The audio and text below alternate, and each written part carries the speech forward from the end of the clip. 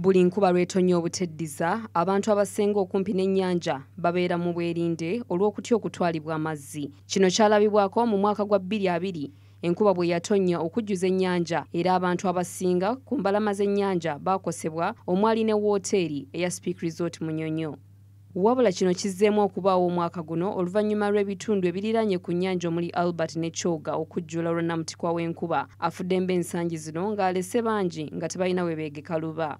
Bwe twogerera ennyanja Nalubaale ebooze nga kati amazzi ganjadde wonna okutuuka mu bantu. Minisitule y'amazzi n'obutonde evuddeyo n'ekakasa kino wabula n'etegeeza nga bwe baalabula edda abantu okumpi n'ennyanja okujaamuka naye nga bangi ku bano beesuulirayo gwa nnaggamba. Isaka Twesigye okuva mu Minisitule y'ebyobutonde bw'ensi ayongedde n'ategeeza nti gano gakyali mabaga wabula buli asobola ayamuka embalama z'ennyanja. Actually, it's just the beginning for the lake level to rise because it will continue. About last week, it's already the highest it has ever been, and yet it's still raining in the rest of the Lake Victoria basin.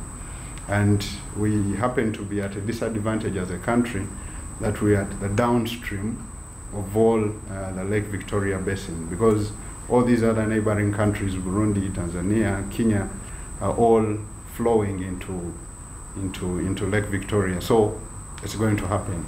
So sometimes when the law says observe the 200 meters buffer zone from the lake, it's not like the state is against your own development, but ideally not even a land title should be issued within that space.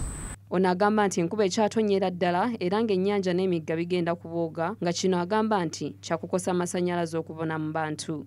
Because as the lake goes high, it also has impact on power generation because ideally as you get the turbines submerged, then you have all this blackout. You have parts of the moving islands, like moving to block waterways and all that, but it's something that we can do. Akulira ekitongole ky'ebibira Tom Okelo Bwangu agamba nti bannayuganda bongedde okujemera gavumenti nga kye kimu ku kanaaluzaala. Don't want to listen. We have been warned that please stay away from areas which are prone to landslides, but people are not moving. People have been told that if you are in the low-lying areas of the river basin, please stay away because it is most likely going to flood. Now, if it can flood in Dubai, why not in Uganda? So really, these are signs which we have seen. So please, I think let us listen to these warning signs and be on the lookout. Normally, water doesn't come in one day.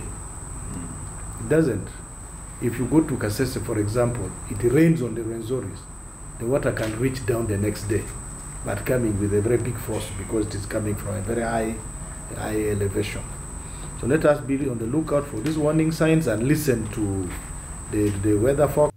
Wano Minisita w'amazzi n'obutonde Sam Cheprotis wasinzidde n'asaba abantu abaliraanye embalama z'ennyanja okubeera abegendereza kubanga enkuba empitirivu ekyagenda mu maaso n'okutonnya. Naomi Namusoke agafa mu by'obusuubuzi.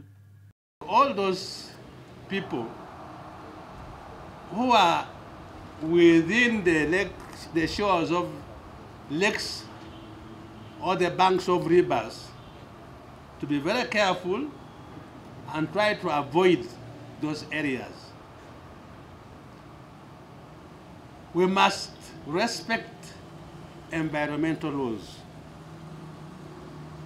The law clearly states that there should be a buffer zone of about 100 meters from the shore of the lake. But our people don't respect our laws. Rivers, I think, should be about 50 meters. It should be 50 meters away from the banks of a river. This is for your own good. And we expect people to ensure that wetlands are not encroached upon.